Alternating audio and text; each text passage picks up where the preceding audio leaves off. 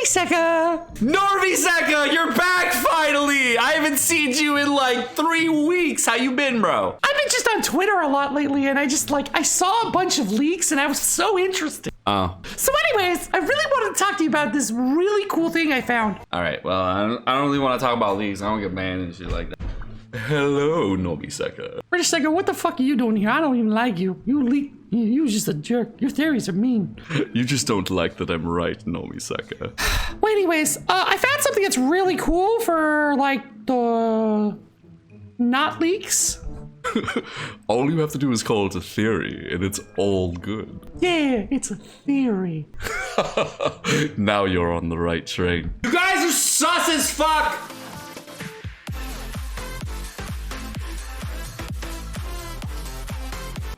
So, for many months in Genshin Impact, my playstyle, level up materials, everything has been dictated by a certain thing. And that thing is talent materials. Whenever I play Genshin Impact, whenever I level up a character, whenever I want to use a character, the thing that actually hinders me or prevents me from leveling characters in general are these talent materials. One of the major reasons I have actually not leveled Child as a character is because I don't have enough talent materials for him, and I actually never got enough on my main account to level Child. I ended up using all of my materials for Hu Tao. So if you don't know this and you're newer to Genshin Impact, what happens is when you get your talents leveled up past talent level 6, you start needing these things that are going to be called shards of the foul legacy or whatever. And these talent materials completely dictate your end game content. What you get on these drops really dictates on how far you're going to be building these characters and if you're going to be building multiple types of these characters, etc. And this is the thing that prevents you from progressing in the game further than you want to on a week-by-week basis. Now, both resin is a problem and an issue that we can all agree on, but this is the major limiter that actually prevents you from leveling multiple characters in the game besides resin, Mora, wits, all that stuff. And these talent materials are a hindrance. For example, I can't level Child's talents because Child actually takes the exact same talent material as Hu Tao. So I had to choose as a player between Child and Hu Tao because otherwise I wouldn't be able to do a talent level 8 showcase and show off the character and play the character high effectiveness, etc. And that is a huge issue in Genshin Impact. Another issue is like a character like Beidou. I can level up her talents with Deval and Size, but if I do that, I can't level up the Animo Traveler. I can't level up, what's the other characters I can't level up? I won't be able to level up, looks like probably Chungyang, Amber. I won't be able to build those characters. And I just recently got enough Deval and Size to actually start working on my Chungyang. And I actually have been waiting since the game came out to build out Chungyang because one of the characters I want to combo out with the most was Chungyang and Bennett. And I really like that composition. Now, in Genshin Impact, another issue that we faced really early on, as well as all the way prior to 1.3, was crystals. And crystals are a huge issue, where what I mean is that you ended up getting way more of the level up materials for leveling up characters for these materials right here, like the cleansing hearts, the everflame seeds, the lightning prism, etc., prior to like AR 50, and you could like farm these indefinitely and you would not have enough crystals to level your characters. Then they started giving us a little bit more crystals through events, etc., and then they kind of evened out. But the major thing that they added to the game that was super helpful was called the Dust of Azoth. I don't even know if I have any right now. Do I have any? Where is it? There it is, Dust of Azoth.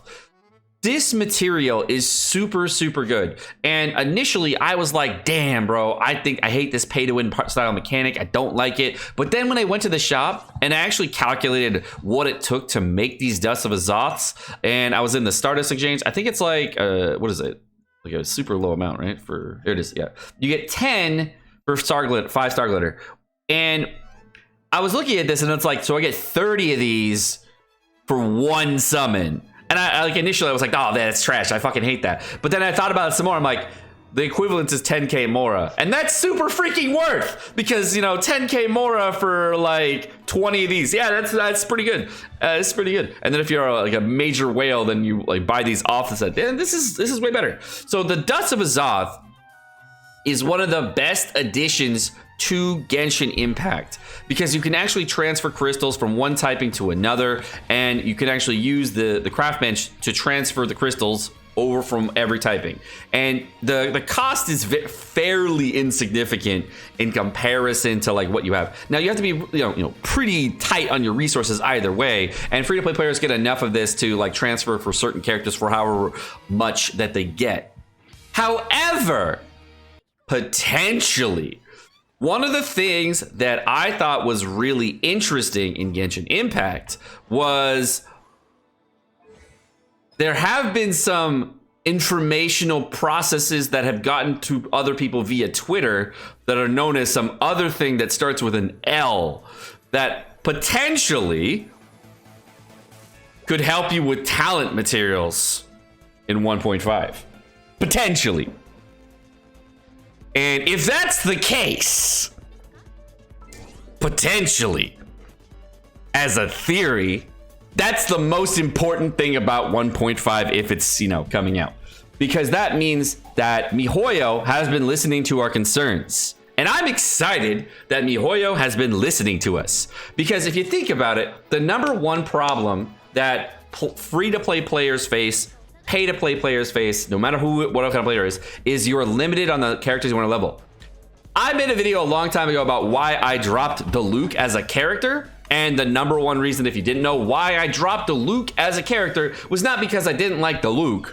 It's because Diluc, if I want to level up the talents for Diluc, I use the Dvalin Plumes. Dvalin Plumes, initially, which I was using I was using them for Bennett. And I could not use Dvalin Plumes on Bennett and Diluc. But if I could create more of these out of the ones that I don't care about, and RNG becomes less of a factor at a later date, that's really good. I'm just saying, that's gonna make 1.5, if it comes in 1.5, I don't know, potentially, I don't know.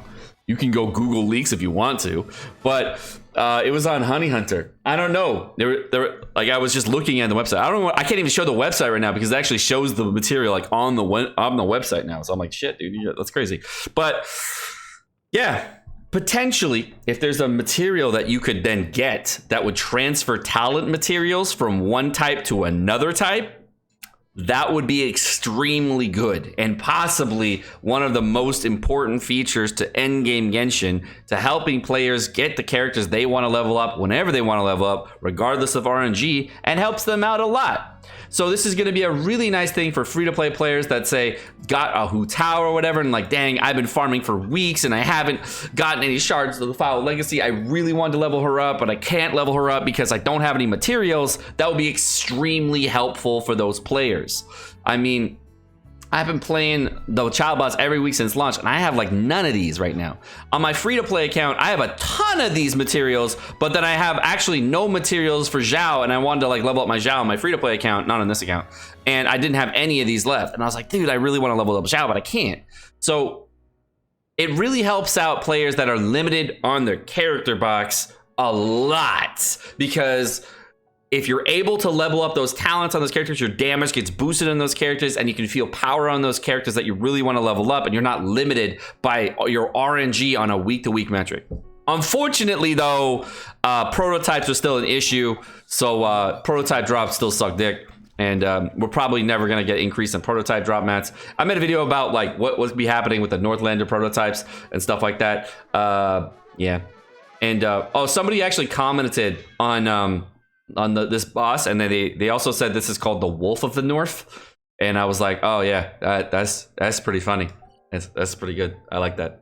But let me know what you guys think about talent materials and transfers in the comment section down below. Would that help you a ton as a free-to-play player, as a whale? What would this do for you? Because I think this is the most important thing about potentially any information that we could get potentially in the future. And yeah, Zhao, you look like such an edgelord today. I like it. My name is Sekapoko. Thank you so much for watching. Hope you guys enjoyed the video. If you guys did enjoy the video, of course, like, subscribe, all the fun stuff, and you have a great rest of your day.